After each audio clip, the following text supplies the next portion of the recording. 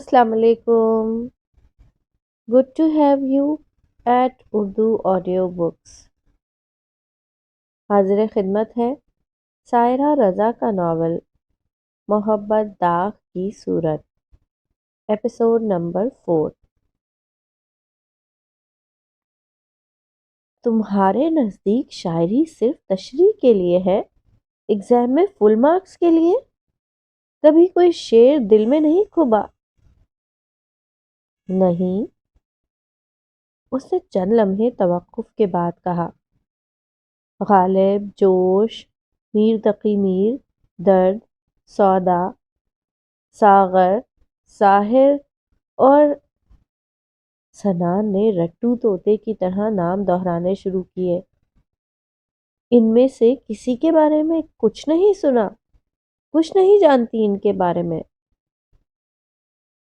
शिजरत ने चंद लम्हे रुककर तमाम नामों को जहन में दोहराया। नहीं, इनमें से कुछ को जानती हूँ। हमारी उर्दू की टेक्स्ट बुक में उनकी पोइट्री है, जैसे गालिब। हाँ, अल्लामा इकबाल को जानती हूँ, शायर मशरिक़। और मीर तकी मीर और मीर अनीस मर्सिया गो, ये भी पता है। लेकिन वो रुक गई। मीर जाफ़र और मीर सादिक के बारे में भी सुना होगा, ये कैसे शायर थे? सनान के सर पर लग चुकी थी। मीर जाफ़र, मीर सादिक? शिजरत ने होंठ दबाए। वो आंखें सुकेड़ कर सोचने लगी थी, ये दोनों तो वो नहीं जो टीपू सुल्तान के गद्दार थे। उसने साबित कर दिया था उसे शायरी से दिलचस्पी नहीं, मगर उसका इल्म महदूद या छोले देकर हासिल किया हुआ नहीं है। ये दोनों गद्दारी के अलावा शायरी भी करते थे। उसने सनान से पूछा, अब उससे बढ़कर कौन दुरुस्त मालूमात देता? मुझे नहीं मालूम था कि ये दोनों शायर भी थे। सनान ने सोचा, खुदकशी का आसान फौरी तरीका क्या है? वो रोड पर चित लेट जाए, सामने खंबे के नंगे तारों से लिपट जाए, या ऊंचे ओवरहेड ब्रिज से कूदकर जान दे दे। उसने शिजरत को देखा जो हनूज जवाब की मुंतजिर थी। अल्लाह! उसे खुदा याद आया।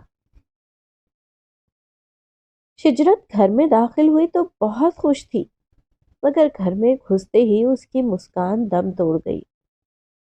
रोने की आवाज बुलंद थी, मगर एक सन्नाटा सब पर तारी था। हैरत, खौफजदगी और मुख्तलिफ औहाम से पहले ही वो आवाज़ पहचानी और फ़कत दो जुमले सुनकर वजूह भी जान गई। उसने तवील लंबा सांस लिया। ये हुमा भाभी की आवाज़ थी, बड़े मामू की अकलौती बड़ी बहू, जो औलाद से महरूम थी। घर की बड़ी खवातीन खामोश थी, कभी कभार तसल्ली का बोल बोल देती थी। आफाक भाई भी हाथ में ब्राउन लिफाफा लिए बिल्कुल साकित बैठे थे, और शिजरत ने उन सब के चेहरे और फिर लिफाफे को देखकर मजमून भांप लिया था। मैं कितना खुश थी, और डॉक्टर कहती है कि कुछ भी नहीं है, अल्ट्रासाउंड में कुछ नहीं है। मुझे इतना गुस्सा आया, मैंने कहा तुम्हारी मशीन खराब है और तुम निकम्मी डॉक्टर हो। हम दूसरी डॉक्टर के पास गए। वो हिचकियों के दरमियान रो रही थी। वो भी यही सब बोली, बहुत सारे टेस्ट भी लिख कर दे दिए हैं। आफाक भाई ने भी जुमला तोड़ा। भाभी के रोने में शिद्दत आ गई। तो चलो अब वो टेस्ट भी करवा लो ना, जो डॉक्टर ने कहे हैं। कोई मसला होगा तो इलाज शुरू कर देंगे। मुहसिना ने कहा, पहले टेस्ट फिर इलाज, और वो भी कामयाब होगा कि नहीं और कब तक? मुझसे एक दिन सब्र और नहीं होता फुप्पो। और इस बार आप सबने ही कहा कि कुछ है। मुझे तो जैसे डॉक्टर ने पहाड़ से धक्का दे दिया। हुमा ने तड़प कर जवाब दिया था, बस जब अल्लाह का हुक्म होगा तभी होगा ना। मायूसी, दुख, बेचैनी आफाक के चेहरे पर भी थी, اور لہجے سے بھی آیا تھی۔ وہ لفافے کو تخت پر رکھتے ہوئے کھڑے ہو گئے، ایک نظر سب پہ ڈالی اور باہر کو نکلے۔ چال سے بھی شگفتگی اور تعصب نمایاں ہو رہا تھا۔ ان کا ٹیسٹ بھی بولا ہے ڈاکٹر نے۔ ہما بھابھی کا لہجہ دھیما ہو گیا، کچھ جھجکا ہوا، ڈرا سا۔ تینوں خواتین چونک گئی اور باہر نکلتے آفاق بھائی بھی تیزی سے گھومے۔ تو میں نے کب انکار کیا ہے؟ کروا لوں گا ٹیسٹ، ٹیسٹ ہی تو ہے، پتا تو لگے کہ وجہ کیا ہے۔ ہما بھابھی آنسو پوچھنے لگی، لفافہ سنبھالنے لگی۔ اسی میں ٹیسٹ لکھا ہوا تھا۔ محسنہ اور دونوں مامیاں از حد حیرانی سے ایک دوسرے کو دیکھنے لگی۔ آدمیوں کے ٹیسٹ کب کو ہوتے ہیں؟ یہ ڈاکٹر بھی نا۔ محسنہ ہما بھابھی کو پچکار رہی تھی، آنسو پوچھ رہی تھی۔ شجرت کے دل پر غبار سا چھانے لگا۔ اس نے صبح نکلتے وقت محسنہ سے کہا تھا وہ آج کتابیں ڈھونڈنے کے لیے کہیں جائے گی، دعا کریں کامیابی ہو۔ وہ موٹی موٹی کتابیں اٹھا کر گھر لوٹی تھی۔ محسنہ نے اس کا چہرہ دیکھا جو کامیابی کو دکھا رہا تھا، لیکن وہ اب تک اندر نہیں آئی تھی کہ شجرت کتابیں مل گئی، پیسے کم تو نہیں پڑے، یا بچ گئے ہیں تو لوٹا دو۔ اور آج تم کافی لیٹ آئی ہو، کہاں گئی تھی، کس کے ساتھ گئی تھی؟ سب اس پر اعتماد کرتے ہیں، یہ خوشی کی بات تھی، مگر اس کی فکر نہیں کرتے۔ اس نے کم عمری سے اپنے لیے فیصلے لینے شروع کر دیے تھے۔ 8ویں جماعت میں اس نے اسکول میں سیکنڈ پوزیشن حاصل کی تھی۔ اس کا نام سائنس اسٹوڈنٹس کی فہرست میں سب سے اوپر تھا۔ اس نے گھر آ کر محسنہ سے مدد مانگی کہ وہ سمجھ نہیں پا رہی کہ وہ سائنس لے یا آرٹ، اور محسنہ نے جواب دیا تھا، بھائی میں اس بارے میں کچھ نہیں کہہ سکتی، جو تمہیں ٹھیک لگے۔ اب تم کو ہی معلوم ہوگا نا کہ تم کیا پڑھ سکتی ہو اور کیا نہیں۔ محسنہ اٹھ گئی، گیند اس کے کورٹ میں۔ بہت بچپن ہی سے اسے جو چیزیں سمجھ میں نہیں آتی تھی وہ ان کے پیچھے پڑ جاتی تھی۔ چیز سمجھ میں نہیں آئی مگر رٹے لگا لگا کر اسے ازبر ضرور ہو جاتی تھی۔ مضامین چننے کے اس مرحلے میں وہ سب تک گئی۔ آفاق بھائی نے ڈرا دیا، سائنس بہت مشکل ہے، سیدھا سیدھا آرٹس پڑھو۔ شازیہ مازیہ نے بھی آرٹس کو آسان قرار دیا۔ ماموں کو دلچسپی نہیں تھی، بیوہ بہن کی بیٹی خود پڑھاکو تھی۔ بیٹا تم تو خود اتنی قابل ہو، جو کرو گی ٹھیک ہی ہوگا، مجھ ان پڑھ کو کیا پتا۔ شجرت چپ کر گئی۔ وہ دونوں مضامین کے فائدے اور مستقبل کے راستے بتا تو رہی تھی نا۔ شجرت کتابیں جگہ پر رکھ رہی تھی۔ اس نے یونیفارم بدلا، ٹھنڈے پانی سے چہرے پر چھپاکے مارے۔ محسنہ اس کی جانب سے لاپرواہی اسے کھل رہی تھی۔ وہ کب کہہ رہی تھی کہ وہ اسے گود میں بھر کے بیٹھ جائے؟ وہ تو بس پتا نہیں، نہیں تو کوئی زبردستی ہے۔ وہ مصنوعی جھنجھلاہٹ سے کہہ رہی تھی، ضرورت ہی کیا ہے؟ ضرورت ہے جبھی تو کہہ رہا ہوں۔ وہ مصر تھا اور پر یقین بھی۔ وہ ہنسی روک رہی تھی، اچھی زبردستی ہے بھائی، قسم سے سنان میں لے جاؤں گی، پڑھ بھی لوں گی، تم کہو تو یاد بھی کر کے آ جاؤں گی، ایک سانس میں سنا دوں گی، اگر غلطی نکلے نا ایک ذرا سی بھی تو۔ اس نے چٹکی بنا کر دکھائی، تو جو چاہے سزا دینا، مگر مجھے شعر سمجھ میں نہیں آتے۔ اس کا لہجہ سچائی کا مظہر تھا، ملتجی بھی۔ وہ ہر صورت اسے باز رکھنا چاہتی تھی۔ تم کو نا کورس کی ان کتابوں سے آگے بھی کچھ پڑھنا چاہیے۔ وہ نئے سرے سے نئے دلائل دینے لگا، تو پڑھتی تو ہوں نا، سارے اخبار، ایک ایک لفظ۔ اس نے تیزی سے کہا، وہ اخبار؟ سنان نے بدمزہ ہو کر کھینچ کر کہا، وہ بور روکھے سوکھے کالمز، وہ سیاست و معاشرت کے عرفان صدیقی کی باتیں، حسن نثار کے ذہن میں بجھے تیر اور گالیاں، ہارون رشید کی پیشن گوئیاں اور نذیر ناجی کی قلع بازیاں، ان کو تم پڑھنا کہتی ہو؟ مسرت جبین، وہ تیز لہجے میں شروع ہوا تھا۔ شجرت نے فوراً ٹوکا، اے، مسرت جبین کو کچھ نہ کہنا، وہ تو اتنا شاندار لکھتی ہیں، اور عطاء الحق قاسمی اور عرفان صدیقی کی تو بات ہی، اوہ، میں نے کب کہا کہ وہ اچھا نہیں لکھتے؟ مگر تم ان سب کے علاوہ کچھ اور کیوں نہیں پڑھتی؟ وہ شاید اپنے بال نوچنے والا تھا۔ شجرت کو مسلسل ہی ہنسی آ رہی تھی، مگر ہنسنے سے وہ شاید خفا ہو جاتا، اس لیے سنجیدگی سے قائل کرنے کی کوشش کر رہی تھی۔ اب ضبط نہ رہا اور ہنسی کی گرفت ڈھیلی کر دی۔ یار، تم پڑھو تو، جسٹ ریڈ اٹ اینڈ فیل۔ وہ مسحور کیفیت میں گھر گیا۔ اس کے ہاتھ میں نسخہ ہائے وفا تھی۔ میں تمہیں پہلے کچھ آسان چیزیں سناتا ہوں۔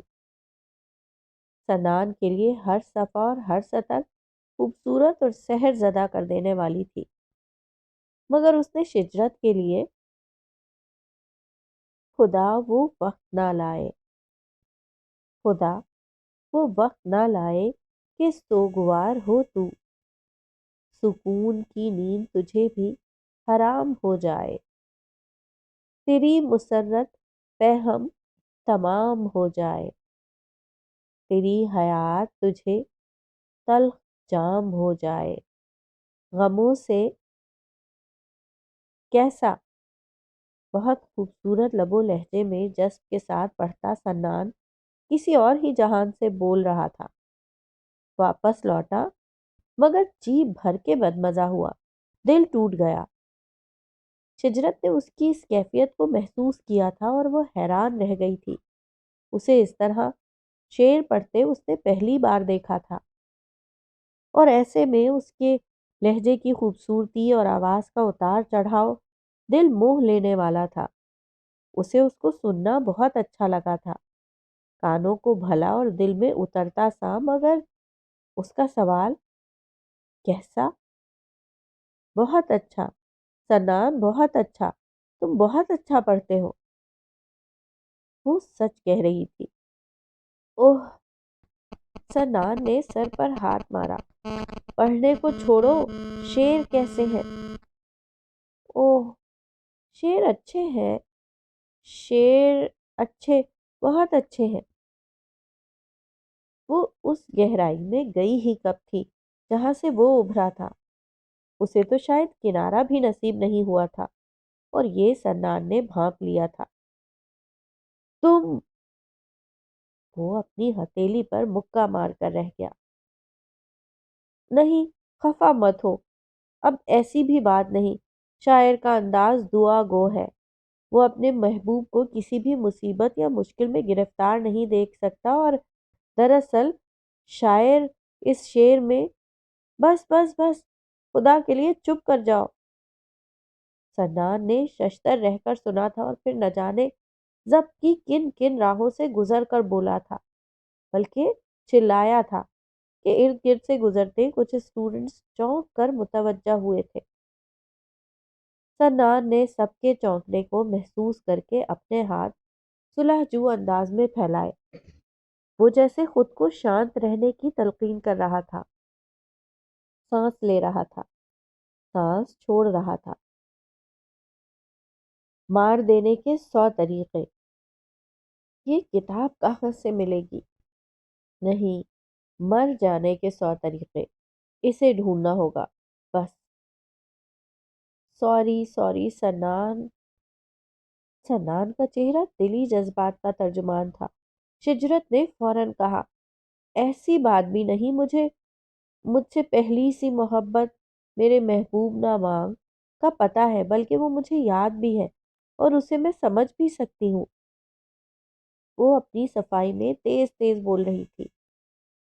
یہ بھی تمہیں شاعری کے حوالے سے یاد نہیں ہوگی، نور جہاں کی وجہ سے، کہ انہوں نے اسے اتنی خوبی سے گایا ہے۔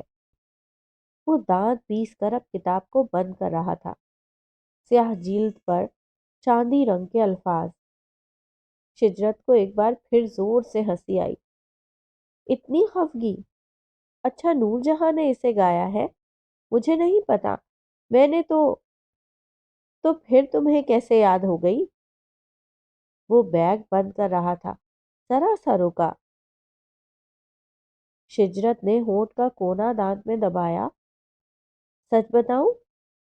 सच ही। उसने तादीबन उंगली उठाई। वो उर्दू की टेक्स्ट बुक में थी ना? तो ओह गॉड, गुड गॉड गॉड। वो सर पर पैर रखकर भागने को था। अच्छा, अंदर मत रखो, मुझे दो। कसम से मैं पढ़ने की कोशिश करूंगी। नहीं, मेरा मतलब है समझने की। न, मेरा मतलब है। सनान के तासरात बिगड़ते देखे तो अपने जुमले की तस्ही कर दी। मेरा मतलब है इंजॉय करने की।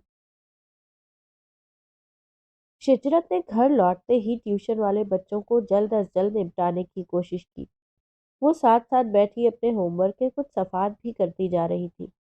आम तौर पर मोहसिना उसे काम करने का नहीं कहती थी, लेकिन खाने के बर्तन उठाने जैसा काम भी उसे आज नागवार गुजर रहा था।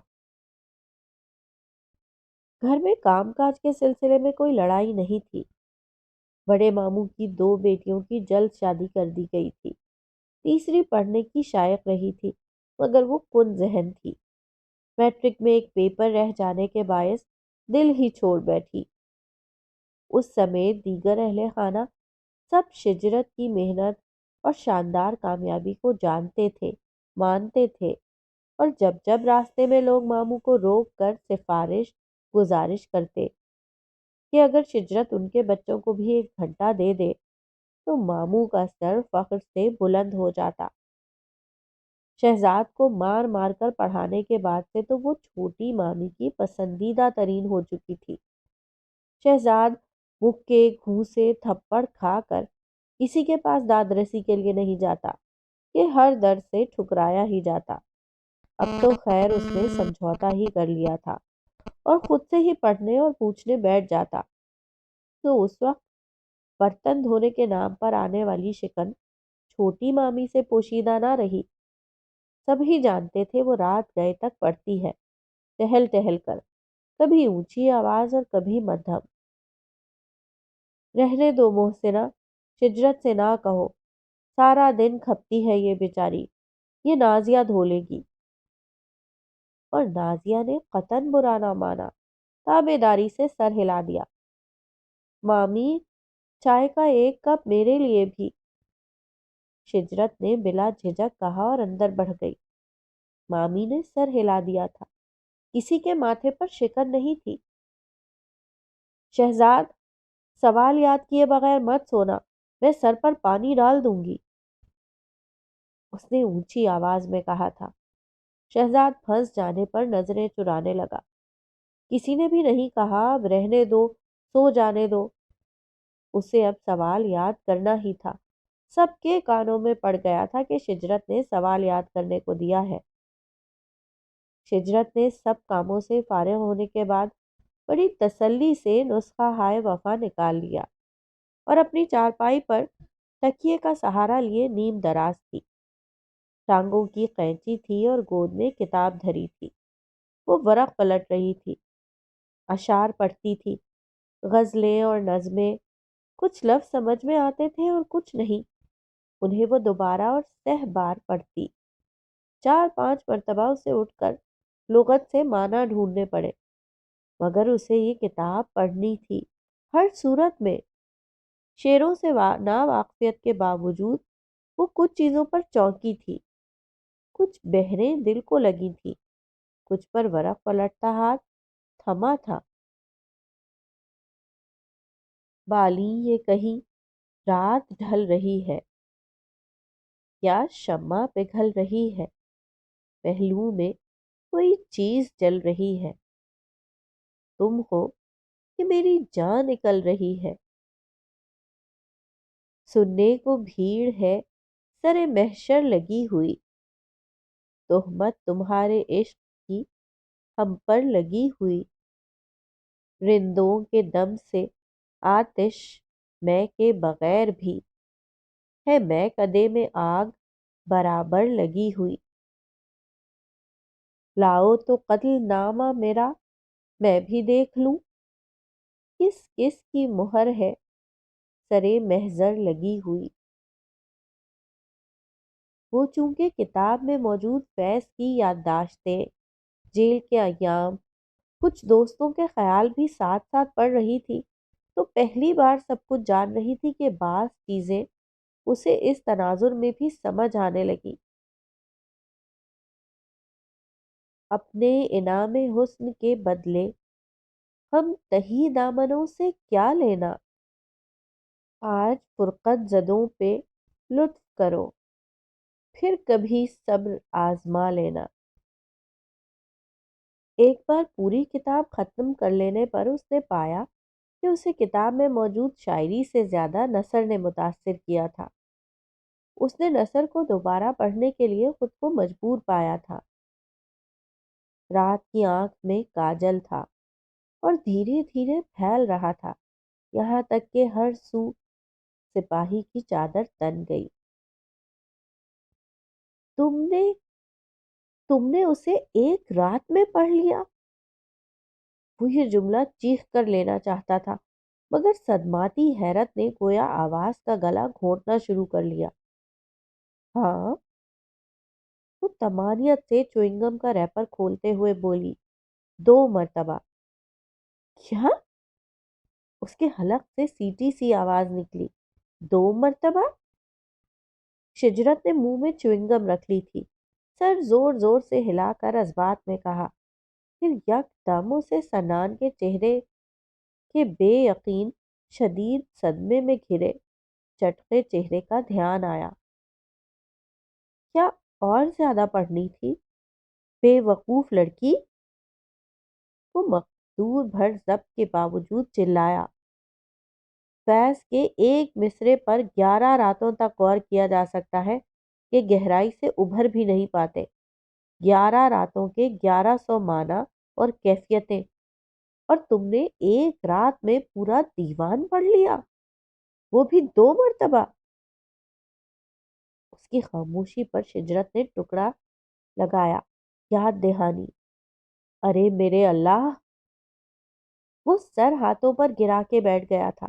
اتنی ڈھیر ساری چیزیں تو مجھے زبانی بھی یاد ہو گئی ہیں۔ وہ اب ذرا گھبرائی۔ سناؤں؟ بھاڑ میں جاؤ، دو ادھر میری کتاب۔ اس نے جھپٹا مارا۔ شجرت کچھ کہنا چاہتی تھی مگر کلاس کی بیل ہو گئی، دونوں بھاگے۔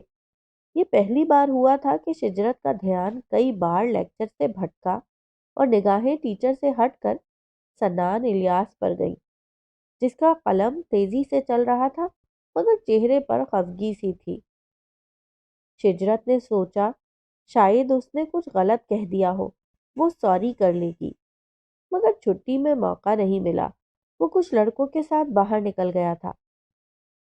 انسٹیٹیوٹ سے پہلے اسٹاپ کی بس میں ڈنڈا پکڑ کر کھڑی وہ سنان ہی کو سوچ رہی تھی۔ پھر اسٹاپ سے گھر تک 3 روڈ اور 9 گلیاں۔ آج ٹھوکروں پہ چلتا ہمسفر پتھر کئی بار ادھر ادھر لڑکا۔ وہ عجب غائب دماغی سی کیفیت میں تھی، رات بستر میں جانے تک، اور آج کی رات کی آنکھوں میں پچھلی رات سے بڑھ کر کاجل کی لکیریں تھیں جو پھیل کر ہر سو حاوی ہو رہی تھی۔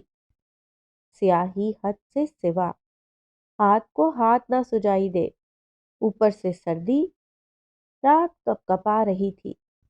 صبح کے سورج کو سوچ رہی تھی، وہ بھی بستر پر کروٹیں بدل رہی تھی، پلکیں ایک دوسرے سے ہم آغوش ہوتی تھی، مگر یہ وقتی قربت تھی، کبھی جڑتی کبھی ٹوٹتی، ایک دوسرے سے مدغم ہو کر سکون نہیں پا رہی تھی۔ شجرت کو بھی صبح کے سورج کا بے چینی سے انتظار تھا۔